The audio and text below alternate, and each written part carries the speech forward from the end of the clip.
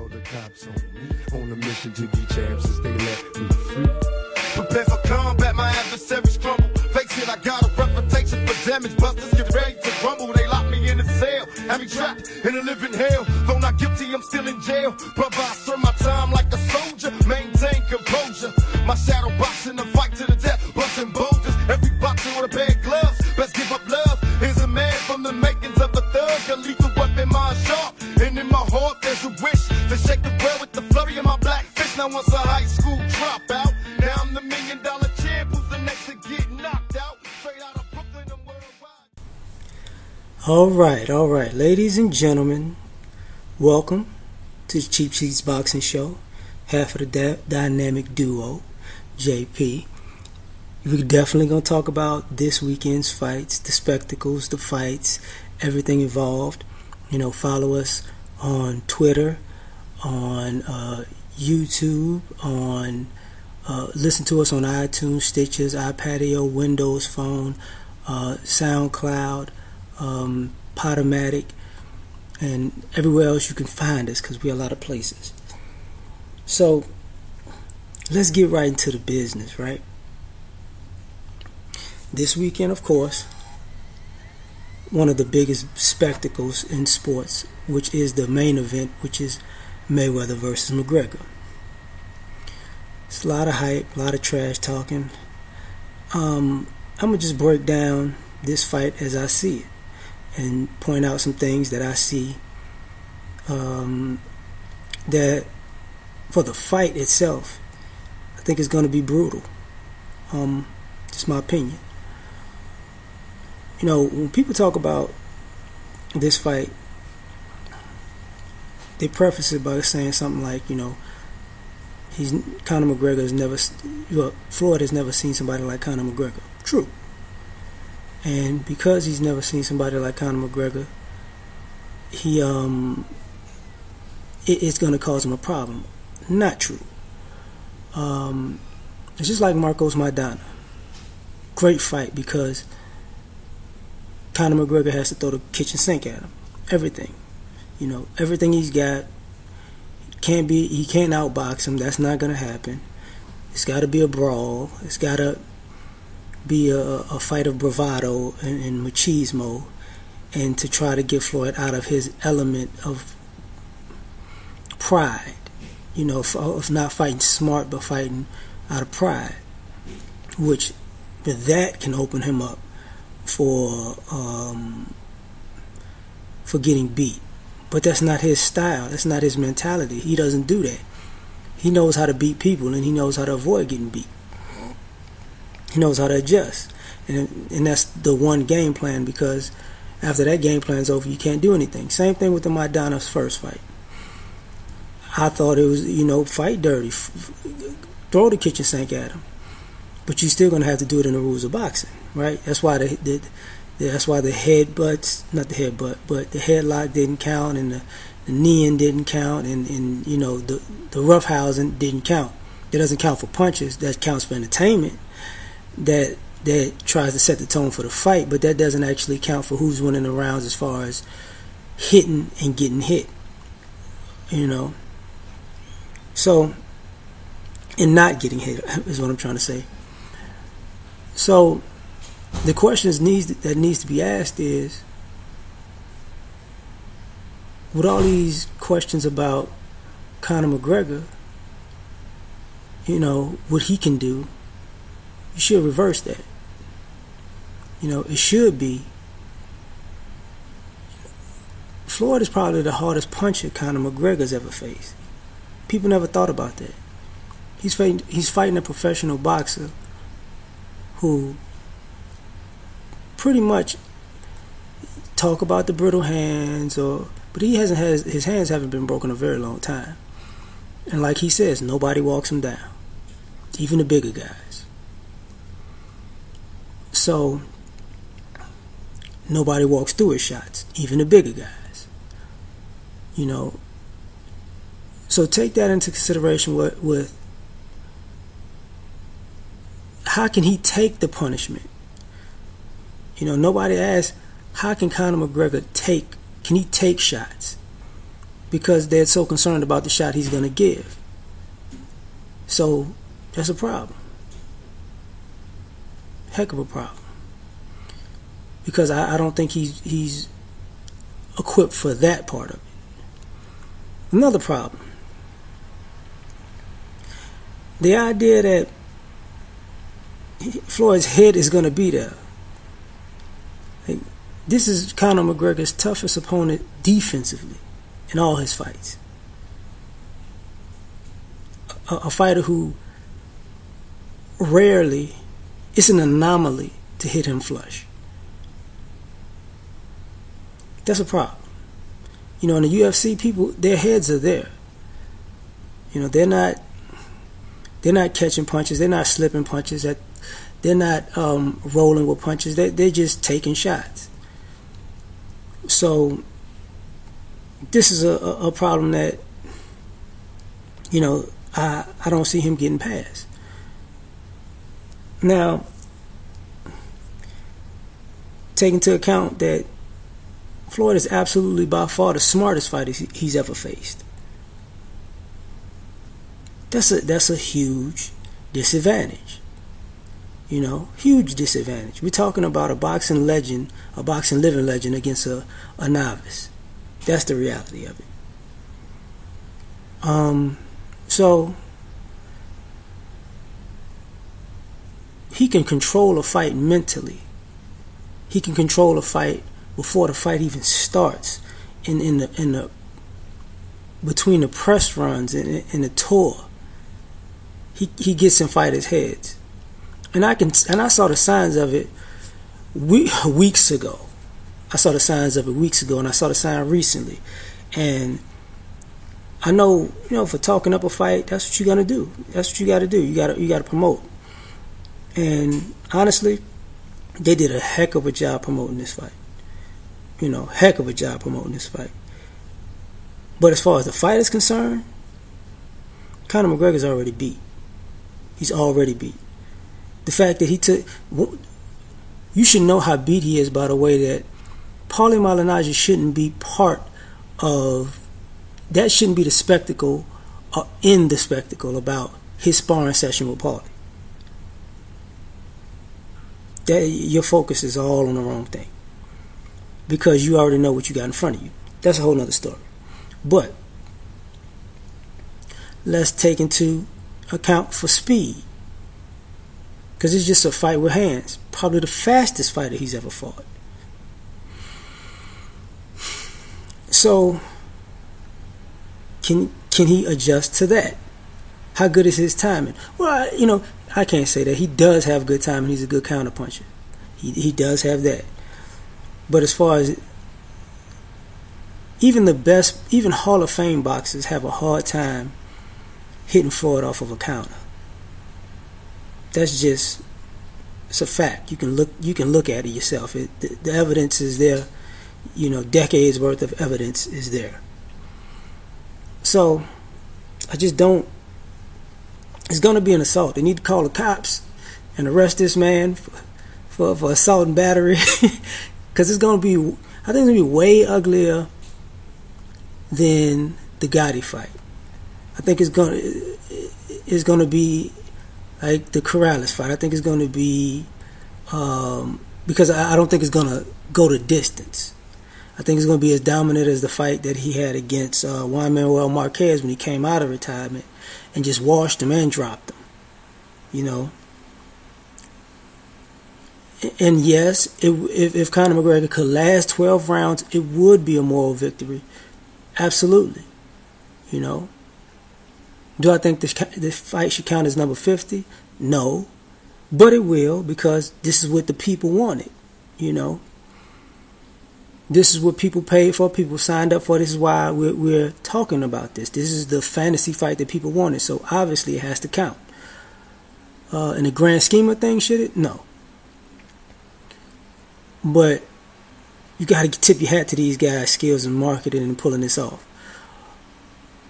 Now, I think one of the most important parts of why this fight is is very one-sided is, at the end of the day, you're talking about a guy who you can put pressure on. See, nobody asked how Conor McGregor will mentally hold up to pressure. People look at him as a guy who applies pressure. But that's only half of a fight. You got to be able to take that pressure. Not just, it's not beyond the power part, because we got to see what he can dish out. We got to see where his heart is at, as far as can he take it just as good as, can he give it just as good as he gets it. I don't think so. I don't think so. But the same thing about the pressure. How is he going to react under pressure? Is he going to panic when he realizes his game plan is not working? When he realizes he's completely outclassed? When he realizes he's a fish, he's a guppy in there with a shark? It's going to be a big problem.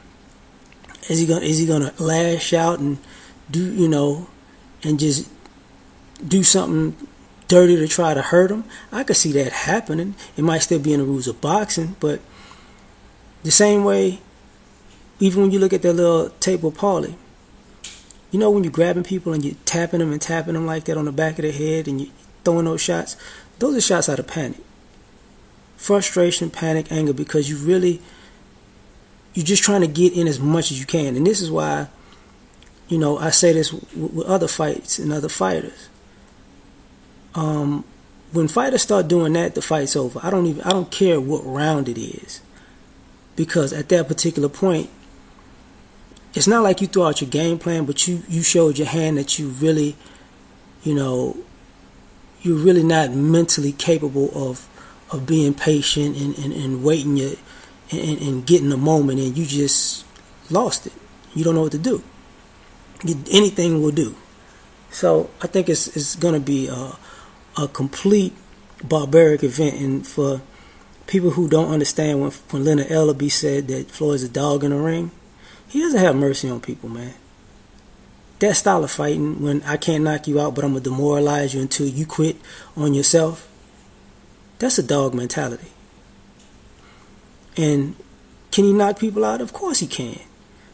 But his 80% shots are enough power to let people know I ain't doing that again. So now, couple that with the fact that you got a guy who doesn't have good defense, who telegraphs punches, who's wide open, who's bigger, and he thinks his size is going to be an advantage when it just makes him a bigger target with a precise puncher. This is going to get real bad real fast. Maybe he come out the first 2 rounds and just, throw it all to the wind. After that, gassed or not, it's gonna go down. It's gonna go downhill. It's gonna be bad. It's gonna be brutal. It's gonna be bloody.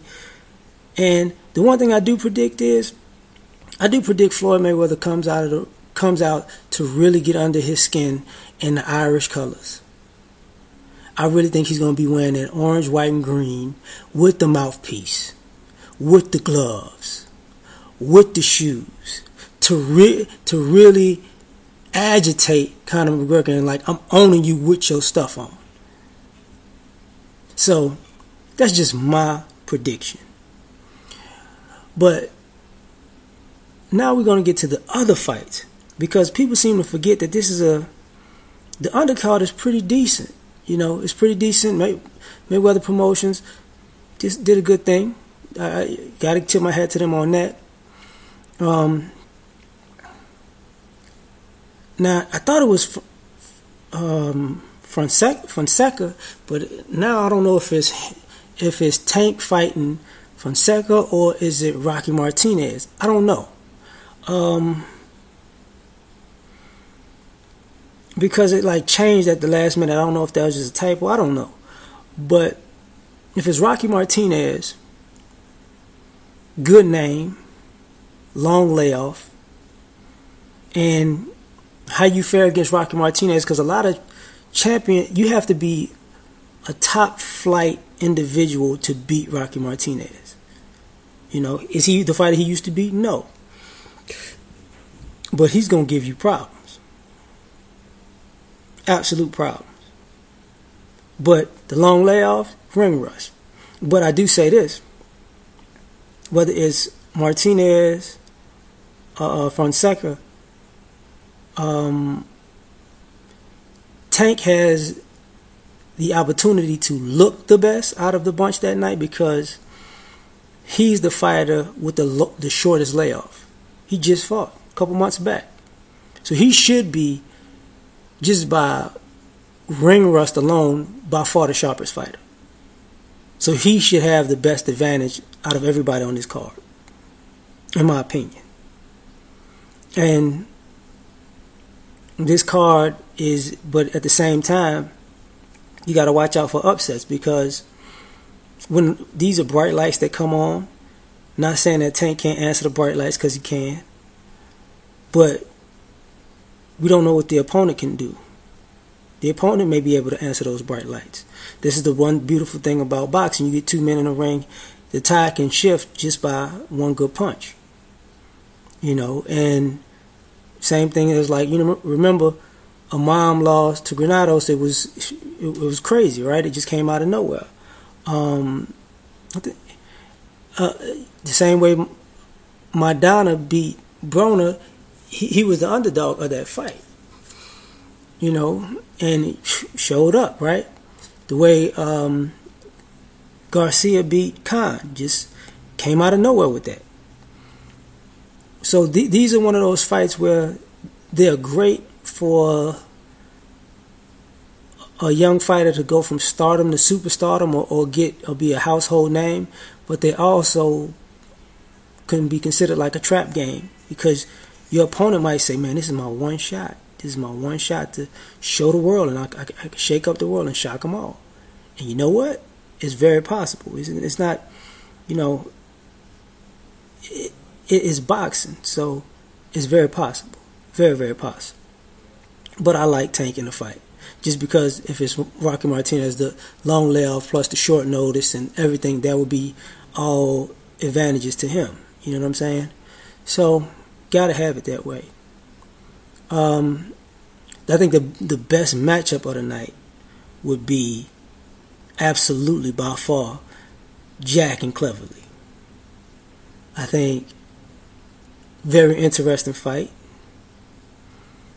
I would say on paper I would give it to Cleverly. On paper I would. You know, bigger fighter, been in there with better opponents, used to that weight in that division, used to probably, you know, harder punches or been in there with bigger punches. Has the, how can I say this? Has good ability. I'm sure they know each other. I'm sure they have some kind of history. So I'm sure both fighters know each other and they know something. They probably seen a chink in each other's arm or whatever. But this is going to be a good fight. And I think, you know, Cleverly is right under championship caliber for that division. So on paper, he's the bigger man, probably the stronger man, been in there with the better fighters, and has the experience because of that. But on the other side of that, we're talking about a fighter whose confidence has to be high. A fighter who can handle adversity very well. A fighter who can get up off the canvas and get back in a fight. A fighter who can put you down and finish you. A fighter, kind of when you see him fight, it's like an old school mentality. He has no quit in him. You know, he has no quit. So you literally going to have to knock him out to win because he's going to go off on one of those, even if he's hurt, one of those Evander Holyfield tears at some point. You know, I like Badou Jack. You know, I really do. I think, like I said, on paper, I think Cleverly has the edge. But as far as will and ability to win, I would give the edge to Badou Jack. That's why in this fight, I'm going to pick Badou Jack. But because I think, you know, he's able to mount a comeback, even if he's behind. And if he gets ahead, he would do what it takes to finish him. But he's gonna have to do more because he's fighting a bigger fighter that's been in there with harder punches and bigger punches. Not to say and Jack can punch, but different animal. Different animal, different weight class. He hasn't even got acclimated to the weight, which is why I say he has supreme confidence. Because guess what? He jumped in there like, look, I need a real tough opponent. He last fought in January, so he's a little, and he has a little bit of the edge on that because I think Cleverly fought last October. So as far as he may be able to have a faster start than Cleverly also. So that's just my opinion on that. That's actually the fight that I want to see on that card that night, in all honesty. The fight on that card that could make a star, I don't know if they're going to put it, I don't know if it's going to be on a pay-per-view per se, but Tabiti versus Cunningham. The cruiserweight fight. Of course I'm riding with Tabiti. Not because, no, he's with the money team from Chicago. Tabiti. Cunningham's the older fighter. I can't say he doesn't have power because like the man knocked down Tyson Fury, so he can catch you at the right shot. He can put you down. If a cruiserweight can put down a heavyweight, he got enough to get you down or get you out. Let's just be honest, because Tyson Fury is a big dude. But Tabiti got he got power, man. He got speed and power. So I think he has a possibility to knock Cunningham out with one of those wild shots. Like, this could be kind of his coming out party, like Gervonta Davis had the coming out party with his knockout when he won the title. Like, this because of the platform and how big this pay-per-view is, if he's on it and you can see it, I mean, I wouldn't be surprised if he would stop Cunningham with some good shots, because he's like, 14-0 with 12 knockouts? The man has power. Now, does he have the experience and skill of Cunningham? No. Cunningham is going to have to be crafty in his fight, and he's been around the block, so I'm sure he can be that. But I don't think it's going to save him on this one. Not like Cunningham. I really do. Good person, good story, good fighter.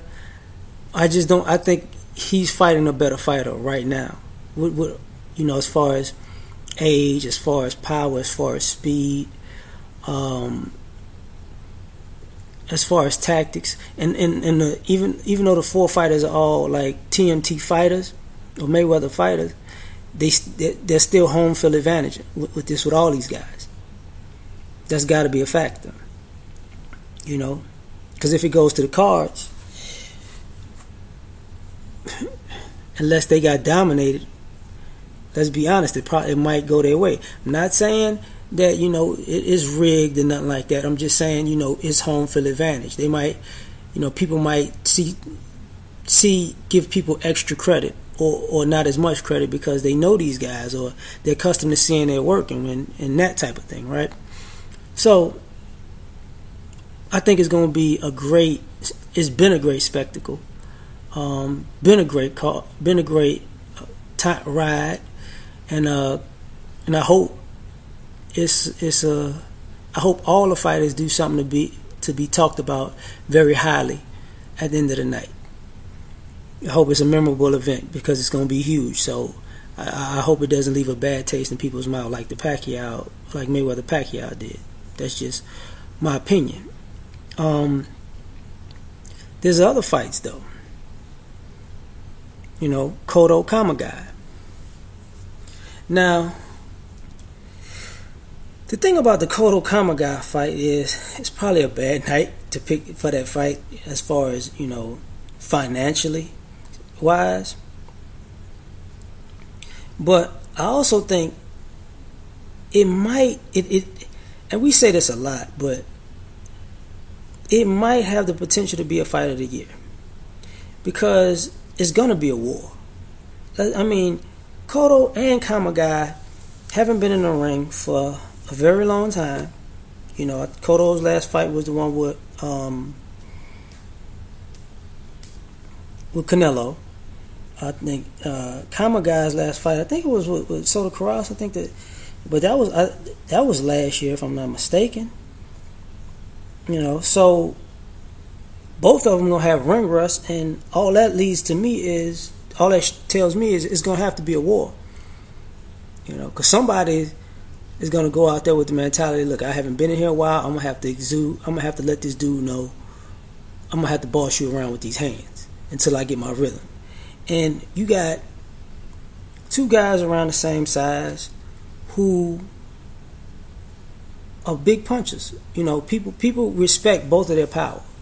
It's not a secret that both of them can crack. It's not a secret that both of them have a killer mentality and both of them are dogs. And the thing about it is, even though they're up in age, as far as boxing is concerned, this is one of those fights where the age, the skill level, the pride, the power, even the lost skill or lost speed or whatever, and the experience all plays in a part to make it a huge war. Now, I'm not gonna lie. Everybody knows, for while the fighters were fighting, my top 3 fighters were Floyd, Sergio Martinez, and Miguel Cotto. Stand by that. This fight, if it's a war, I would think Kamagai might win. I'm not even gonna front, because of his past wars. I would say Cotto's fresher because he hasn't been in there in a while, and I think that plays into it. But all bets is off if he starts landing that hook to the body. Because if he starts with that old school Cotto hook to the body, that's that's a game changer. Whether people like to admit it or not, the period of time with him when he lost fights, one of the biggest elephants in the room was he wasn't throwing that hook to the body.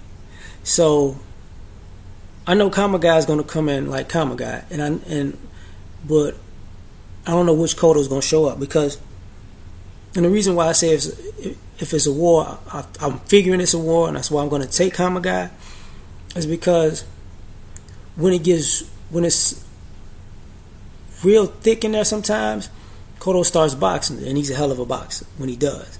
And actually, when he does it, he's effective. He points, he puts his opposition in different positions, but I guess the way it comes off is like a retreat method until he gets it back together.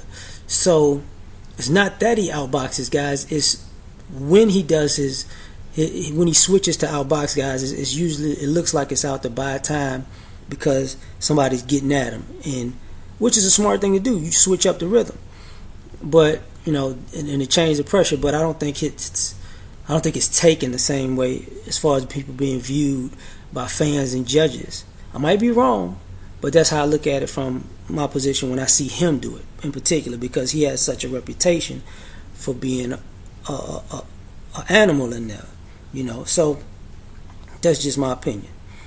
Then we got Ronnie Rios and Ray Vargas. Interesting fight in this sense. We have a champion versus a challenger. Two guys. The champion can outbox a person, but recently has been knocking people out. The challenger can knock people out, but was recently just outboxing people. So this it's a coin toss for me. We're talking about a 45% knockout ratio, I think, versus a 70 to 76% knockout ratio, and both guys can box if need be. So in this, I would take Vargas, just because over time his punches will probably hurt more.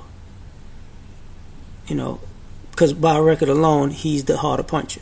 So when they're in the trenches, his shots will have a lasting effect, more of a lasting effect. So if they're standing toe to toe in round one, I would assume to see more damage. I would assume that Vargas actually gives out more than he's going to get just on a power scale because of that. So in my opinion, I'm taking Vargas in this fight, but you never underestimate the heart of a champion in any circumstance.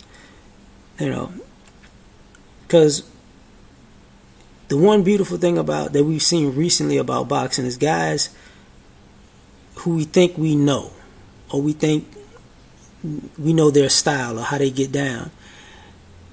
They've shown us recently that they could come out a completely different fighter, which is absolutely great.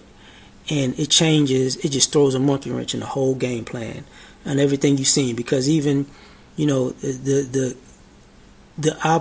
other fighter, their corner, the commentators, the fans, like, wait, I didn't expect this, because I didn't expect this guy to have these kind of abilities. So I think it's going to be one of the most intriguing matchups of the whole night of fighting in general. I think,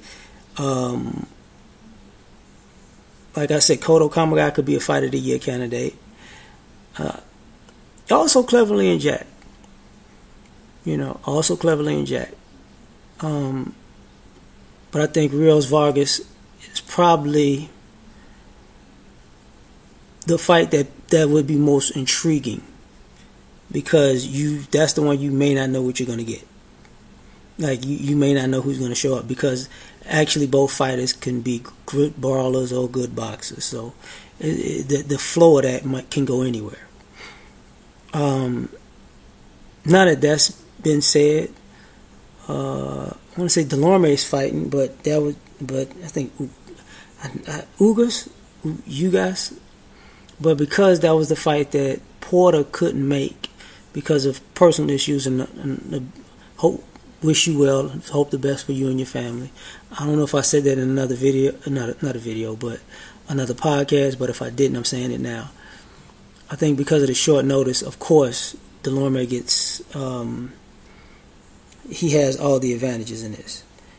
Just because of the short notice of the fight. But at the same time, if it would have been him and Porter, it wouldn't have went well for him. I'm just going to be honest about that. Wouldn't have went well for him. So, but, upsets do happen, so who knows? You can never count people out, because you never know. Now, the rant, okay? See, this is what happens. So I'm going to talk about the promotional aspect real quick. Because Angelo did the rant. And I put B rant, but I had no rant. Just because we had to split up the episode, right? But as far as Terrence Crawford's feelings about that, about not being promoted as well because he's black, by Bob Arum. We've touched on this before. And I think I feel the same way I do then that I did then as I do now. I think it's a factor. And I think Arum has a history of doing that also. But I also think that promotions of the past, or the past way to promote fights, is dead. And I think the guys who say they're promoters, this is why they aren't good promoters, because they don't promote. They didn't catch up with the times. So you're dealing with people with their old models and their old biases and their old way of thinking, even though, because boxing has been around for a very, very, very long time. So there's still the old template to make money and make fights the same way. But now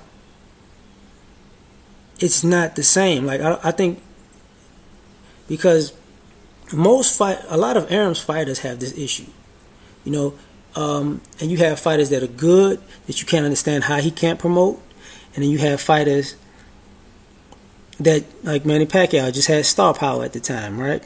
And he promoted him in the way he set up the fights. It made him a bigger star. So it's like he can do it for people.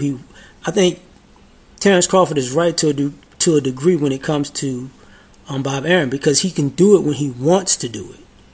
But if he doesn't want to do it, he won't do it. That's the problem Crawford has. That's the problem that Bradley had. That's probably the problem that Mikey Garcia had. And which is completely opposite is Lomachenko. That's the problem that Rigo had. Lomachenko is not necessarily having that problem, so that's probably where this stems from, because it looks, that's how it looks. But the fighters are going to have to do something differently. This is why I'm talking about promotion in general, because whether they like to admit it or not, I'm bringing it up on this particular podcast because Floyd Mayweather laid down a blueprint for the new wave of promotion, whether people like it or not, but it's at a cost. These fighters going to have to do more than they ever did. Like, the same way Floyd Mayweather got big, became the biggest fighter of all time, is pretty much the same way Kevin Hart became one of the biggest movie stars in America. It was unorthodox through social media. And though these fighters are on promotional companies, most of these guys, they still have to promote themselves. That's why everybody has an Instagram, a Snapchat, a Facebook, whatever else. It's hell. I don't know if you got OkCupid. I don't know. But that's why they promote themselves. That's why they had to gravitate to promoting themselves like that. You got to look at it differently. People think about Floyd and the party. Ingenious promotion. He took the hip-hop era at that time from the 90s to the 2000s and rode that wave. How do you think, and this is all connected, I'm going to explain it. How do you think Sean Diddy, Puffy, Diddy, whatever you want to call him, Combs, wound up with Ciroc being branded at all these events and clubs and having these big deals with alcohol? He used to throw parties all the time. He had a reputation for being a producer. That was the music part. But he was known for throwing massive, dope parties everywhere. And the lifestyle was the partying lifestyle. And guess what Floyd did? He hopped on and he did that. Roy Jones Jr. kind of pioneered some of the same thing. Him coming to the ring, making music, making videos, rapping in his way to the ring, kind of making it more of a spectacle for people to say, okay, he's doing this at the same time as he's training, which makes it absolutely much harder on the fighter. Getting in the movies because he was in the Matrix. And, that was part of the promotional aspect and part of tapping into America's wanting somebody great to fall. Because the minute he lost, what did they say? Well, maybe he's not as focused because he's over here making music and doing movies. But he needed to make the music and do movies to get people who are casual fans' attention. People forget Mike Tyson, when he had his layoff, he was what? In WrestleMania. Look back, Floyd Mayweather was in WrestleMania. He was doing Dancing with the Stars while he was promoting a fight. To promote the fight his normal way, and the nightlife way, and through network television. Couple that with the fact that you add on the reality show, which was 24/7 and All Access, which was kind of a throwback to them old ABC, NBC pieces that they used to do on fighters when cable wasn't really a thing, and re-upping that and grabbing casual fans' interest, because it's like, wow, you get an insight on a person, and if he can say enough to make you hate his guts, you want to pay money to see him get beat. That was part of the model that Muhammad Ali got from the Nature Boy. Wear all white, get the fans that love you, and make other fans hate you, because the fans that love you are gonna pay because they love you. The fans that hate you are gonna come because they want to see you get beat. So you got two different butts that's gonna get in the seats, and that pays. So it's that, Some fighters just can't do that, and it's not any knock against them. You can see that in any form of sports. That's how the Jordan brand got so big. It's because he outworked and outperformed everybody on the court, but he outmarketed himself and other players off the court. That's a hard, very difficult thing to do. That's part of why LeBron is so big. Even though Kobe was a better player, even though Tim Duncan could be arguably, he has more accolades than Kobe, but as far as global marketing, he lost on that, and that's what these fighters need to understand about promotion. These older promoters, they don't know what they're doing. They signing you to get paid off of you at this particular point, and while you need to promote yourself. This is why I think Al Heyman's way of just managing fighters in the PBC is probably, even though other promotional companies hate it, or the way he does it, that's probably the wave of the future. Because the way that old boxing promotion is absolutely positively dead. Same way the music industry, the way they used to put out albums, is dead. People have to just adjust with the times,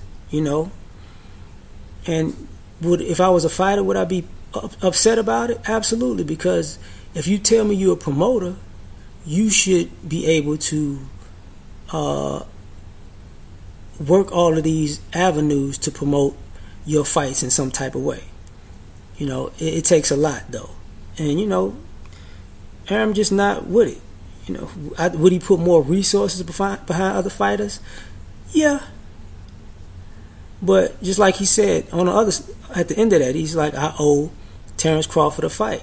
So obviously he knows he wasn't doing his best job with Terrence Crawford, because he said he owes him a fight with Pacquiao. So does he have a point? Yeah. But I also think these fighters are going to just have to take more responsibility in promotion. You might just have to, be an independent entity, self-promoting yourself. Because as long as, if Terrence Crawford's contract goes out and he says, look, man, I'm going out on my own, he can pack Nebraska anytime he wants to.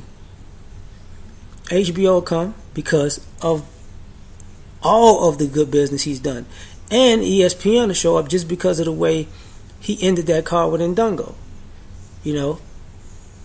Big news. He's a big thing. He just has to take it to a different market if need be. Floyd went to Vegas. That's a boxing town. They have the big market. They got the betting. That's all part of boxing culture. Also, that's not going anywhere. So you might have to take it to New York. You might have to take it to LA. You might have to take it to Vegas. Every now and then, stopping in Dallas or something like that. It just depends. You might have to take it to the UK. There's just going to have to be an acceptance of. There's a difference between fighters who get the accolades in the ring for the great work they do, and fighters who are going to get the most money because they promote themselves better with less of a resume. That's part of the reason why people don't like AB. But I gotta say, when he made the YouTube page, you fighters need to do that too. You really do. It doesn't cost as much as it used to. You can basically create your own channel and pull out your own story yearly as you're training, and build a following on YouTube, build a following on Snapchat, build a following on Instagram, build a following on Facebook. Do your interviews in the business. You know, if opportunities like TV appearances pop up and movie appearances pop up, you're going to have to take advantage of those. Just going to be but it's a lot of pressure involved because now you're carrying two hats. And unfortunately, you shouldn't have to if you got a promoter, but to be perfectly honest, your promoters are just managers now. Just from my opinion, looking from afar. But we're done. I hope y'all have a great week and enjoy all the fights. Party hard. Turn up. You know what I'm saying? Laugh at the people who lost and the people who got their feelings hurt, and coddle those people because they're going to get angry. You know, that type of thing. Watch Twitter go crazy. It's going to be a race war all online, as it normally is after one side wins and one side loses. MGM Grand, get some security up because there's going to be some salty people in there. That's normally how it goes. But this is where the fighters fight and the fans commentate, and we do it just like that from the cheap seats because we ain't buying no tickets. God damn it! Peace. Please believe that I'll never be shamed again. Again, I'll be the next heavyweight champion. Call me crazy, but no one can fake me. I'm the product of the projects, lost and crazy. Throw your hands up, Mr. Bruno. Ride. Big Mike Tyson about to brutalize that ass tonight. No hesitation for the whole nation. I'll beat that ass so bad I'll probably violate probation. Through demonstration as I strategize information. Intensive